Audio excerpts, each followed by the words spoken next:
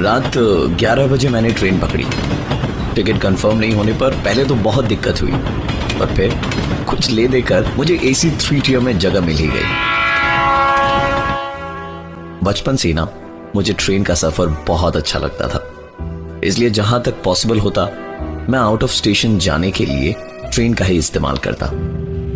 रात करीबन 12 बजे जब मैं AC 3 tier में घुसा, गजब की शांति थी वहां। कभी ट्रेन की आवाज मेरे कानों में आती और जब उससे ध्यान हटता तो कंपार्टमेंट में सोते हुए लोगों के सांस लेने की आवाज आती। मैंने फटाफट अपना सामान एडजस्ट किया और सोने के लिए बिस्तर बना लिया। नींद मुझे बस आने ही वाली थी कि किसी ने मुझे नींद से उठाया। आधी खुली आंखों से देखा तो सामने TC खड़ा था, मेरी टिकट मांग रहा था। मैंने अपनी टिकट दिखाई और साथ ही नजर उसके नेम प्लेट पर गई, जिधर लिखा था A श्रीवास्तव।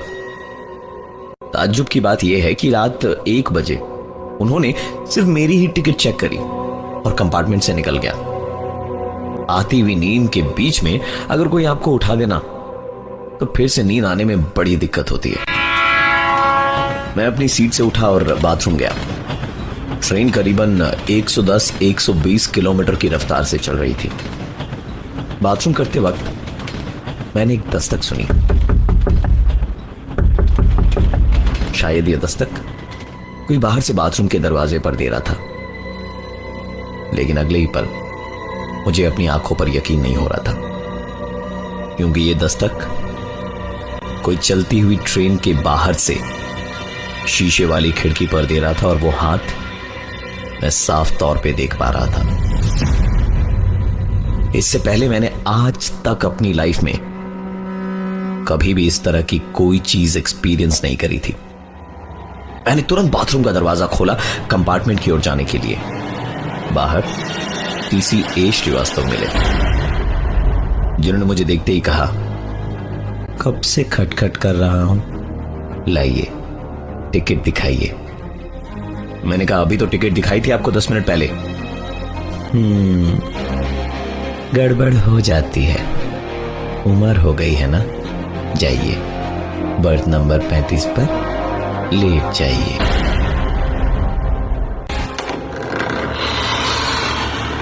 दरवाजा खोलकर मैंने जैसे ही कंपार्टमेंट में घुसने के लिए कदम अंदर रखा, वहां का नजारा देख मेरे होश उड़ गए थे। घड़ी की तरफ देखा तो सुबह के 9 बजे थे। कुछ समझ नहीं आ रहा था मुझे कि आखिर ये हो क्या रहा है। जैसे ही मैं अपनी बर्थ पर पहुंचा, वहां एक आदमी उल्टा लेटा हुआ था। मैंने धीरे से उस आदमी को उठाने की कोशिश करी, पर जैसे ही वो पलटा, उसकी शक्ल मेरी शक्ल से हूबहू मिल रही थी, मानो जैसे मैं ही लेटा हुआ हूं। और ये देखकर मेरा सपना टूटा। मैं अभी भी बाथरूम में ही था और बाहर दरवाजे पर हो रही थी दस्तक। दरवाजा खोला तो सामने थे A श्रीवास्तव, मेरी टिकट चेक करने के लिए। टिकट दिखाकर मैंने घड़ी की ओर देखा। रात के 1:30 बजे थे। कंपार्टमेंट का दरवाजा खोलने से मैं डर रहा था कि कहीं मेरा देखा हुआ सपना सच ना हो जाए। कंपार्टमेंट का दरवाजा खोला तो मेरी सांस में सांस आई। सब पहले जैसा था। कभी ट्रेन की आवाज आती तो कभी लोगों के गहरी सांस लेने की आवाज। दबे कदमों से मैं अपनी बर्थ की ओर बढ़ा। मेरी बर्थ पर पहुंचकर सोते वक्त मैंने जैसे ही करवट बदली, मेरे सामने की बर्थ पर एक बच्चे को बैठा हुआ देखा। मैंने कहा, सो जाओ बेटा, रात बहुत हो गई है। सुनकर लड़के ने कहा, अंकल मेरे पापा नहीं मिल रहे, आपने मेरे पापा को कहीं देखा क्या? मैंने जब उससे उसके पापा का नाम पूछा तो वो लड़का बोला, A श्रीवास्तव।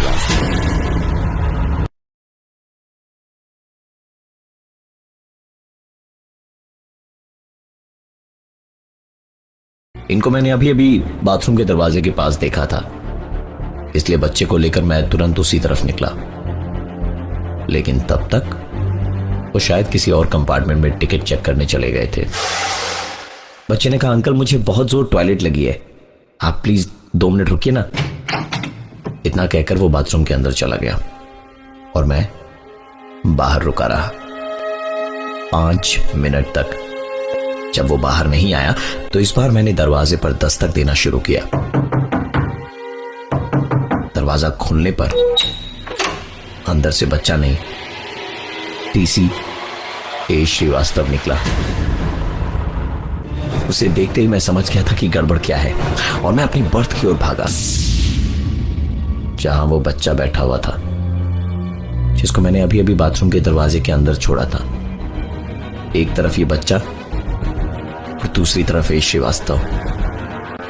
गला सूख रहा था, पसीना आ रहा था, पूरी ताकत लगाकर चिल्लाना चाहता था पर गले से आवाज नहीं निकल पा रही थी।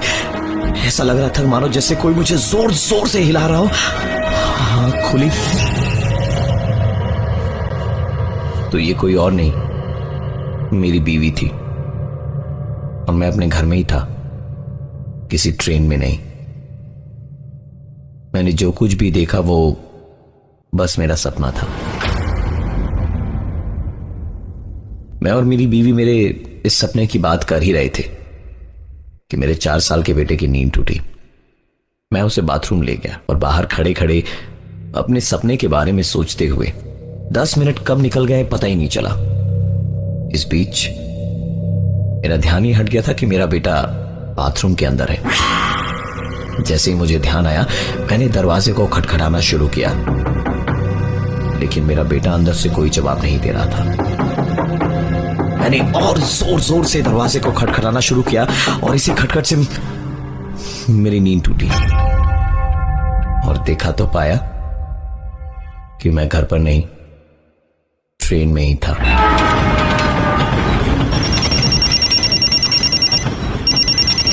थोड़ी देर में मेरा फोन बजा। देखा तो फोन मेरे घर से था।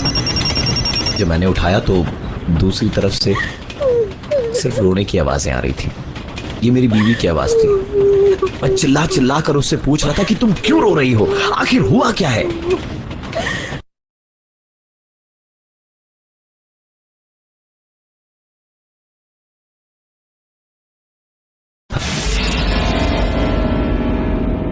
मैं बार बार उसे फोन मिलाने की कोशिश कर रहा था पर फोन लग ही नहीं रहा था क्योंकि नेटवर्क था ही नहीं। इधर मैं ऑलरेडी बहुत परेशान था और दूसरी परेशानी मेरे ठीक बगल में खड़ी थी और मुझसे पूछ रही थी, अंकल मेरे पापा मिले या नहीं। अब की बार मुझसे रहा नहीं गया और मैं चीख पड़ा उस पे, मर गया तेरा बाप, कब से परेशान करके रखा है, कभी इधर तो कभी उधर, कभी उधर तो कभी इधर, तेरा टिकट चेक नहीं किया तेरे बाप ने। तभी पीछे से आवाज आई, मैं ही हूं इसका बाप। आपने मेरे पापा टिकट दिखाइए, आपने मेरे पापा टिकट दिखाइए, आपने मेरे टिकट पापा दिखाइए, पापा टिकट पापा दिखाइए, आपने मेरे टिकट पापा टिकट पापा टिकट, आपने मेरे टिकट पापा टिकट पापा टिकट पापा टिकट पापा। आंख खोली तो शाम के 6 बज रहे थे। मुझे 2 घंटे में स्टेशन पहुंचना था। दरअसल मेरे साथ ये जितने भी हादसे हुए वो सब मेरे सपने के अंदर एक सपना था, एक ऐसा सपना जो मुझे सच लग रहा था। स्टेशन पहुंचा तो ट्रेन प्लेटफॉर्म पर लग चुकी थी पर मेरा कंपार्टमेंट मुझे नहीं मिल रहा था। मैंने टीसी से पूछा तो वो बोले टिकट दिखाइए। नजर नेम प्लेट पर गई तो नाम लिखा था ए श्रीवास्तव। अपने सपने को अपनी आंखों के सामने देखकर वही इंसान, वही चेहरा, वही नेम प्लेट, ए श्रीवास्तव। मुझे लगा कुछ ना कुछ कहीं ना कहीं जरूर गलत है, इसलिए मैंने तुरंत अपनी टिकट अपने पॉकेट में डाली और वापस घर के लिए निकल लिया। पूरी रात इस कश्मकश में निकल गई कि आखिरकार ये हुआ क्या था। जाना बहुत जरूरी था, इसलिए मैंने अगले ही दिन फ्लाइट के टिकट्स बुक कराए।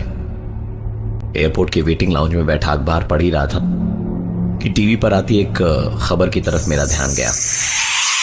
हावड़ा स्टेशन से मुंबई जाने के लिए 10:40 पर रवाना हुई थी और रात 1:30 बजे रेलवे ट्रैक पर धमाके के बाद ट्रेन के 13 डिब्बे पटरी से उतर गए और नजदीकी ट्रैक से गुजर रही मालगाड़ी से ये गाड़ी टकरा गई। नीचे स्क्रोल में मरने वालों के नाम में एक नाम एच.टी. वास्तव का भी था और जर्नलिस्ट एक बच्चे का इंटरव्यू ले रहे थे जिसके पापा कहीं खो गए थे। ये उसी ट्रेन के एक्सीडेंट की खबर थी जिससे कल रात वो सफर करने वाला था।